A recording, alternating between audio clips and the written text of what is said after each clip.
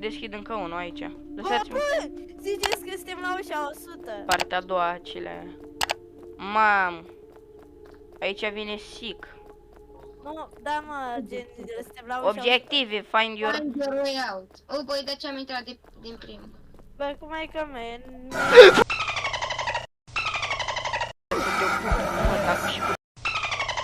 Măta mare cu măta și cu tac și cu bunica tu. Cu măta în... Mamă, tu știi ce m-am speriat? Făceam din mouse așa, ești prost? S-a respawnat! Fugi! Fugi! Zi! Gigi a făcut mare juc! Mine, ajutor! Much later. Bă, deschide-o tu!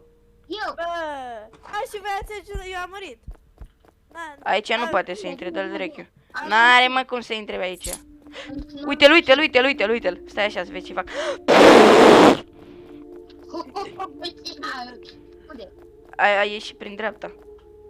Gigiran, vino. Vino, haide! Uite, ok, ai luat cheia, mameo. Vino aici, vino! Mameo, ai luat cheia. Am luat-o. Am luat-o eu. Bă, știu eu unde Ia, ia, să ia. bag cheia. Ui. Anon key. Unde? Dă că iau eu, că știu unde să bag. Aici? Stai. Stați. Vino după mine, veniți după mine. Cred că vine. Dar vedeți că trebuie să ne mișcăm repede. Nu te cred. Acolo, gen. Bago, bago, bago. Bam. Nu vine. Numai mameo, bagă. Nu mai eu. Easy. Nu, fugiți, cred că poți să intri aici. E, nu poate. What îți place? Asta e familia lui. Piniata!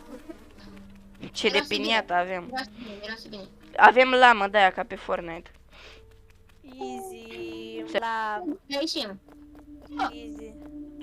A, mă, ce vă e frică? Tataia. Vino. Constantin Brancusi. Bă, dar de data asta chiar n-a fost. Eu, așa. Easy. Mamă, bă, ce... Care Am făcut scrie? speedrun la asta, ești prost? Nu.